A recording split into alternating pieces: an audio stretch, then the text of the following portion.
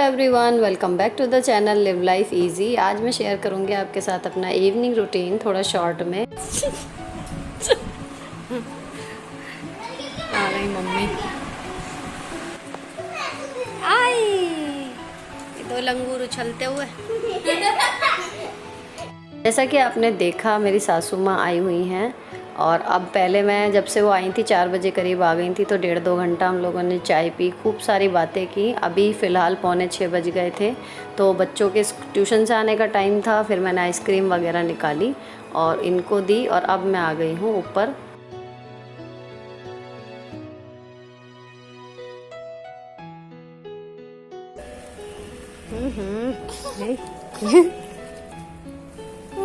मस्ती वाले बच्चे।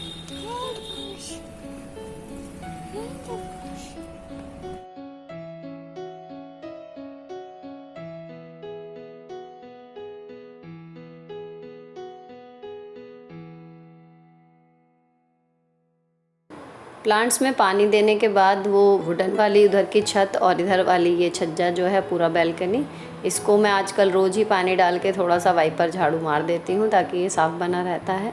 क्योंकि अभी थोड़ा सा रश कम है क्योंकि स्कूल नहीं है फ़िलहाल और 8-9 दिन, लेकिन इतने मेरा ये काम निपट रहा था। मैंने बच्चों को सजेस्ट किया कि ऊपर खेल लें, पर दे सेड नो, मौसम अच्छा नहीं था। वो गए थे लेकिन गर्मी लग रही थी तो वो वापस आ गए। तो फ़िलहाल ये सब क्लीन करने के बाद छत का काम ख़त्म। हम लोग और ज़्यादा यहाँ पे कुछ खेल वेल नहीं खेल पाएंगे क्योंकि गर्मी काफ़ी हो रही है। लेकिन यहाँ वॉशिंग में पानी वगैरह डालने में बच्चे कभी कोई चारों में से एक ना एक मेरी हेल्प कर ही देता है।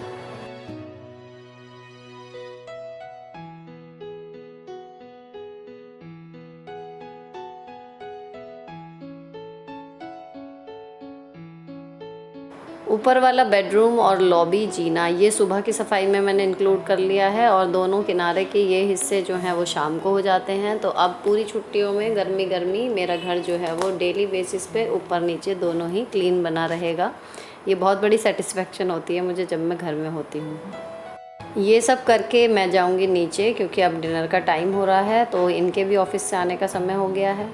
अब मैं नीचे आई थी तो ये थोड़ी सी वेजीज़ लाए थे, टमाटर वगैरह बेसिक्स जो है ख़त्म हो रहे थे। इनकी चाय चढ़ाई, टमाटर वगैरह टोकरी में किए, प्लस जो आज अलग चीज़ आई है वो है भुट्टे और अदरक।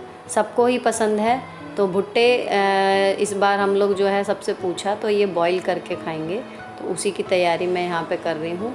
तो इधर ये चाय के साथ जो है जैसे स्नैक्स में कुछ ना कुछ लेते हैं ना, तो आज ये हो जाएंगे कि आधा आधा भुट्टा सब लोग ले लेंगे और उसके बाद आधा पौने घंटे का गैप रहेगा, फिर हो जाएगा हम लोगों का डिनर। तो इसको तोड़ के इस तरीके से पहले इन्हें भी वॉश कर लिया मैंने और उसके बाद इनको बॉईल होने रखूँगी।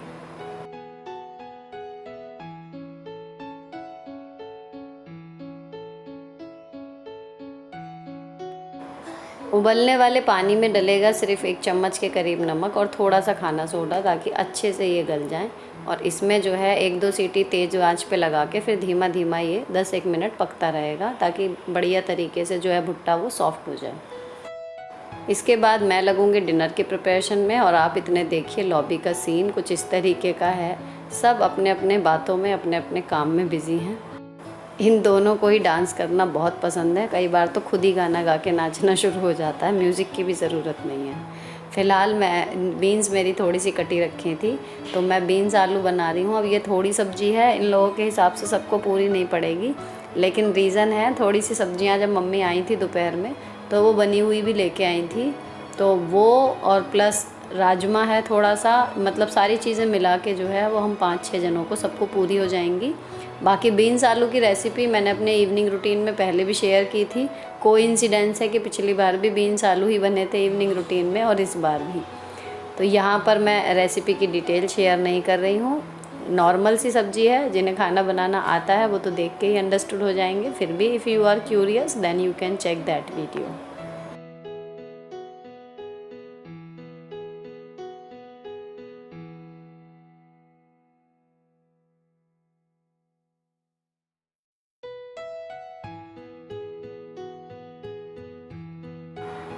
सारे मसाले मिक्स करने के बाद अच्छे से थोड़ा सा पानी डाल के बस इसको ढक के रख देंगे तो अच्छी सी मॉइस्ट सी सब्ज़ी बनेगी, ज़्यादा ड्राई नहीं बनेगी ये। इधर अब ये भुट्टे वाली जो ये हो गई है सब्जी रेडी हो गई है, तो अब इनको मैं जो है भुट्टे दे दिए हैं सबको और सब अपना अपना भुट्टा एंजॉय कर रहे हैं। भुट्टा कैसा है? यमी है।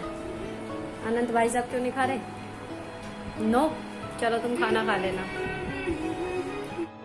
ये करेला, थोड़ा सा लोबिया की सब्जी और राजमा हमारे यहाँ का है, प्लस बीन्स आलू, ये सब मिला के मैं रोटी सेकूँगी। और अब हमारा TV time, family time, dinner time ये सब चल रहा है। सब लोग एक साथ ही खाना खा रहे हैं, सबको एक एक करके मेरे हस्बैंड सर्व करते जा रहे थे जैसे जैसे रोटियाँ सिकती जा रही थी, और सबसे लास्ट में मैं भी बैठ गई हूँ। डिनर के बाद मैंने कर दी है किचन क्लीनिंग। यहाँ पर सारा प्लेटफॉर्म क्लीन कर दिया है। ये कपड़ा रसोई वाला जो है वो मैं डेली एक दो धोती रहती हूँ ताकि सारे एक साथ ना धोने पड़े। और अब टाइम है रात वाली डस्टिंग का, जो मैं कहती हूँ अक्सर आपको शाम को। अच्छा, ये कोई फ़िक्स नहीं है कि मैं 10 बजे ही करूँगी, मेरा मौका लगता है शाम को कर देती हूँ, रात में कर देती हूँ, डिनर से पहले कर देती हूँ, डिनर के बाद कर देती हूँ। कमरे वगैरह तो कोई दिक्कत होती ही नहीं, लेकिन लॉबी में ये है कि खाना खाते हैं बच्चे, हम लोग भी, तो कई बार गिर भी जाता है।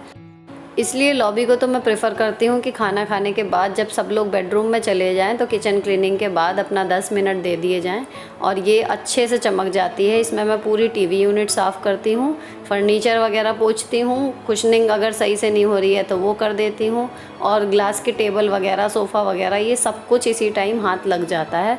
तो सुबह जब मैं झाड़ू पोछा करती हूँ तो ये चीज़ें मुझे ऑलमोस्ट साफ़ ही मिलती हैं। कभी आंधी वांधी आ गई तो बात अलग है, नहीं तो ये साफ़ बनी रहती हैं।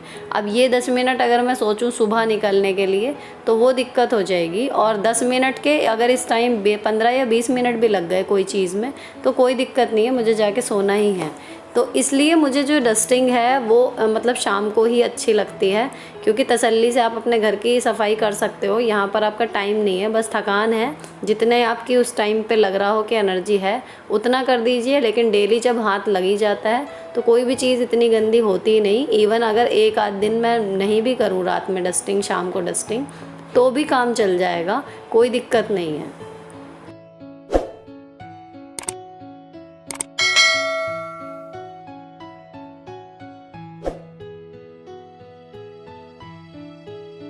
वैसे तो अगर देखा जाए तो जब सफाई झाड़ू पोछा होता है, डस्टिंग भी तभी हो तो घर की रौनक अलग ही होती है।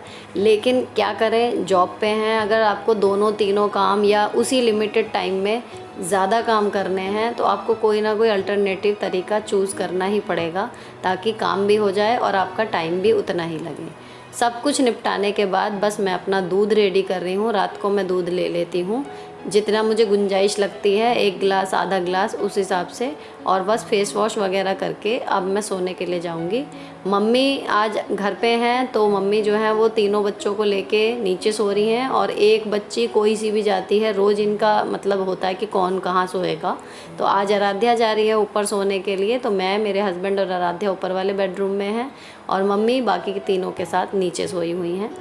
अगर ब्लॉग पसंद आया हो तो चैनल को सब्सक्राइब करना मत भूलिएगा।